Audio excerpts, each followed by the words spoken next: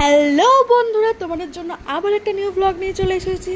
তো আমি বেরিয়ে পড়েছিলাম এই ঠাটা পোড়া রোদ্দুরের মধ্যে একটা জায়গায়। তো মা চলে গেছে আগে, আমার যেহেতু একটু কাজ ছিল তো আমি তাই জন্য এই একা একাই যেতে হচ্ছে। এটা সত্যিই খুব একটা খারাপ লাগে আমার কাছে, আমার একা একা ট্রাভেল করতে একদম ভালো লাগে না। তো তারপর আমি যত আমার শাসন স্টেশনে চলে গেলাম। তো তারপর ট্রেন অনেকক্ষণ অপেক্ষা করার পর এলো।